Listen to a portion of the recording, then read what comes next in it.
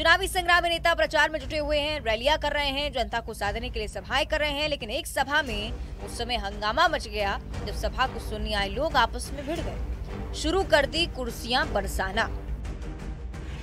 दरअसल बीजेपी ने कैलाश विजयवर्गीय को इंदौर 1 से टिकट दिया है।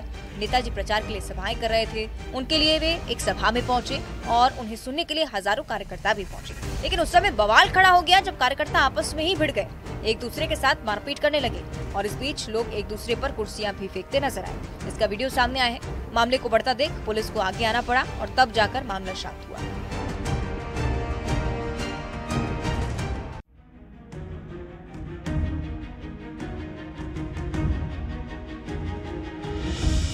कहते हैं एमपी अजब है और यहाँ के लोग गजब हैं। कुछ ऐसा ही नजारा इंदौर विधानसभा 5 में देखने को मिला जब बीजेपी प्रत्याशी महेंद्र हाटिया क्षेत्र में प्रचार के लिए पहुंचे थे तो कार्यकर्ताओं ने उन्हें नींबू मिर्ची की माला पहनाकर स्वागत कर दिया। कार्यकर्ताओं का कहना है कि हमारे नेताजी को बुरी नजर न लगे, इसके लिए नींबू और मिर्ची की माला बनवाई गई है। सभी के नजर से बचाने के लिए माला पहनाई गई। बता दें कि इससे पहले भी नेताजी को एक कार्यकर्ता ने 51 फूलों की माला चढ़ाई थी और उस समय भी नेताजी चर्चा में थे। महेंद्र हाटिया इंदौर 5 विधानसभा से 4 बार के विधायक भी रह चुके हैं। इस बार फिर बीजेपी की तरफ से मैदान में हैं। वार्ड 49 में जनसंपर्क के लिए पहुंचे थे।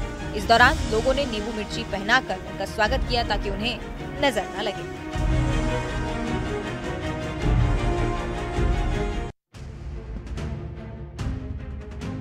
छत्तीसगढ़ में पहले चरण के मतदान के लिए प्रशासन ने पूरी तैयारियां कर ली हैं, जहां बस्तर संभाग में सुरक्षा के व्यापक इंतजाम किए गए हैं। मतदान केंद्रों की सुरक्षा से लेकर मार्ग व्यवस्था तक केंद्रीय अर्धसैनिक बल के साथ साथ अन्य एजेंसियों के जवान मोर्चाबंदी करेंगे। नक्सल संवेदनशीलता के आधार पर 600 से ज्यादा मतदान केंद्रों पर 3 स्तरीय सुरक्षा घेरा होगा। संभाग के 35 से ज्यादा मतदान केंद्रों की जिम्मेदारी महिला कमांडो संभालेंगी। साथ ही माओवादियों की गतिविधियों की निगरानी ड्रोन और हेलीकॉप्टर से की जाएगी। बम डिस्पोजल दल और डॉग स्क्वाड को भी अलर्ट रहने को कहा गया है।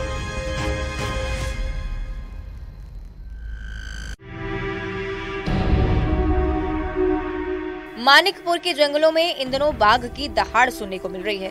राहगीरों ने मानिकपुर सत्ता मार्ग पर धारकुंडी के आश्रम के पास सड़क पर एक बाघ को देखा, जिसका वीडियो बना लिया। अब उसका वीडियो सामने आया है जिसमें आप देख सकते हैं कि एक बाघ झाड़ियों से निकलकर सड़क पर आ गया है। आगे आगे बाघ चहलकदमी कर रहा है तो वहीं पीछे पीछे गाड़ी से राहगीर है। बता दें कि इस इलाके में आए दिन बाघ चहलकदमी करते हुए नजर आ जाता है। वहीं सड़क पर बाघ दिखने से राहगीरों में भी दहशत है।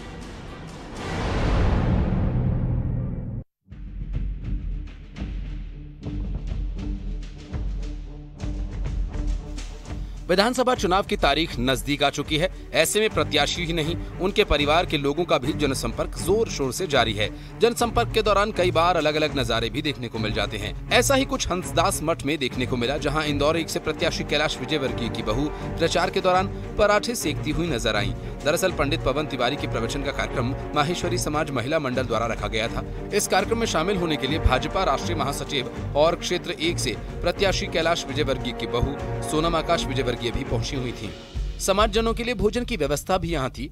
कार्यक्रम से निकलते वक्त सोनम विजयवर्गीय की नजर समाजजनों के लिए बनाए जा रहे पराठों और महिलाओं को काम करते पड़ी तो वे उनके पास पहुंच गईं। महिलाओं का हालचाल जानते हुए सोनम ने भी पराठे सेकने में उनकी मदद की और इस दौरान कई सारे पराठे सोनम विजयवर्गीय ने सेक दिए।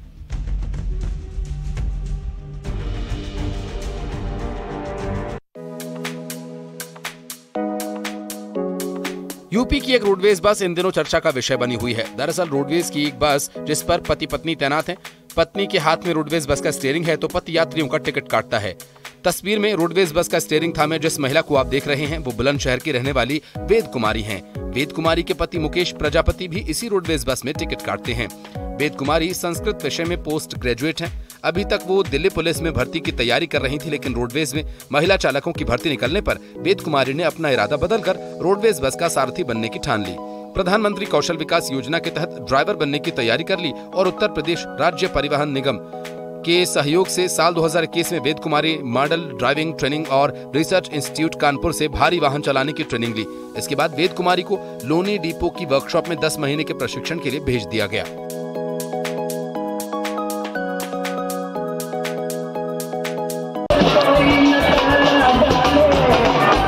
अब अनोखे प्रचार का एक और नजारा देखिए। ये खरगोन शहर है। तस्वीरों में दिख रहे जनाब बीजेपी प्रत्याशी बालकृष्ण पाटीदार हैं, जो अनोखा चुनावी जनसंपर्क कर रहे हैं। घोड़े पर सवार होकर पाटीदार शहर के वार्ड नंबर 30 नर्मदा नगर में बीजेपी के कार्यकर्ताओं के साथ जनसंपर्क करने पहुंचे। 70 वर्षीय बुजुर्ग नेता पाटीदार को घुड़सवारी का शौक है। इस दौरान पाटीदार ने घोड़े पर बैठकर जनता से समर्थन मांगा।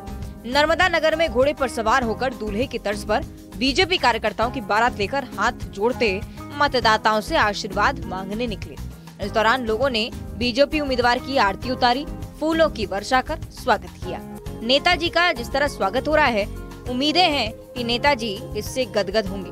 लेकिन सवाल भी ये है कि क्या ये सभी 17 नवंबर को नेताजी के संग रहेंगे या फिर ये आरती और फूलों की वर्षा बस आज के लिए ही है।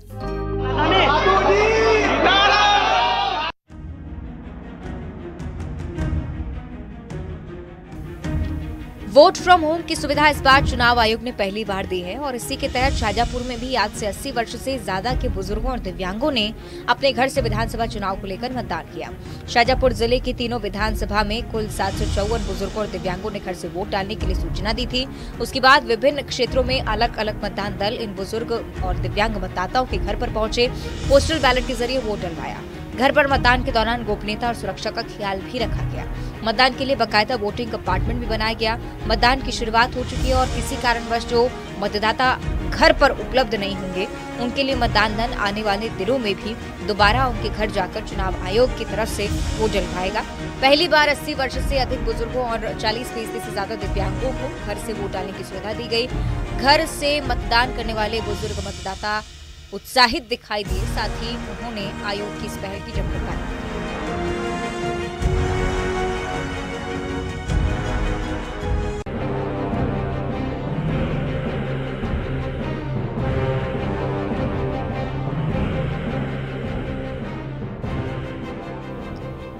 दिवाली से पहले, दिवाली के बाद अब एमपी की हवा खराब हो गई है। क्या राजधानी भोपाल, क्या ग्वालियर, हर जगह प्रदूषण का गुब्बार नजर आ रहा है। हालात ऐसे बन गए हैं कि भोपाल में प्रदूषण का स्तर 239 AQI के पार पहुंच गया है।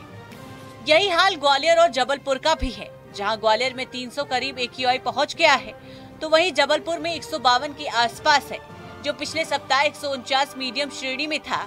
AQI का ये बढ़ा हुआ स्तर बच्चों, बुजुर्गों और बीमारों की सेहत के लिए अच्छा नहीं माना जाता। भोपाल में रात के वक्त तापमान घटने से AQI और बढ़ रहा है। सुबह 8 बजे से दोपहर 12 बजे तक प्रदूषण का स्तर बढ़ रहा है। हवा में प्रदूषण की मात्रा जांचने के लिए शहर में 3 अलग अलग स्थान पर ऑटोमेटिक सेंसर भी लगाए गए हैं।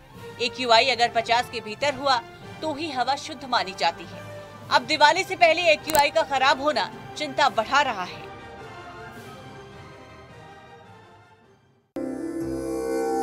भारत देश में वैसे तो देवी महालक्ष्मी के छोटे बड़े अनेकों मंदिर मौजूद हैं, लेकिन इनमें से कुछ ही ऐसे मंदिर हैं जहां लाखों भक्तों की आस्था जुड़ी है। आज हम आपको देवी श्री महालक्ष्मी के एक ऐसे ही प्राचीन मंदिर के बारे में बता रहे हैं, जहां दिवाली पर देश भर से लाखों भक्त सुख, समृद्धि और धन की कामना के लिए दर्शन के लिए पहुंचते हैं। माता को 32 मुखी कमल पुष्प चढ़ता है।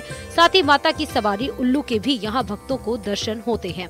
हम बात कर रहे हैं मध्य प्रदेश के खरगोन जिला मुख्यालय से करीब 18 किलोमीटर दूर ऐतिहासिक नगरी ऊन में मौजूद प्राचीन महालक्ष्मी मंदिर की, जहां की मान्यता है कि देवी श्री महालक्ष्मी का यह मंदिर मध्य प्रदेश का सबसे प्राचीन और एकमात्र मंदिर है। इसी साल नवरात्रि में कई वर्षों बाद जब माता ने अपना झोला छोड़ा, तब सभी भक्तों को माता की 6 भुजाओं वाली प्रतिमा के दर्शन हुए। मान्यता है कि देवी की यह प्रतिमा स्वयं ही उत्पन्न हुई। यहाँ दर्शन मात्र से भक्तों की सभी मनोकामनाएं पूरी हो जाती हैं। बता दें कि मंदिर के पुजारी नरेंद्र कुमार पंडित बताते हैं कि भारत देश में सिर्फ 4 प्रमुख प्राचीन महालक्ष्मी मंदिर है, जो कि महाराष्ट्र, मध्य प्रदेश और हिमाचल प्रदेश में स्थित है। उन्हीं में एमपी का यह एकमात्र महालक्ष्मी मंदिर खरगोन जिले के ऊन में है।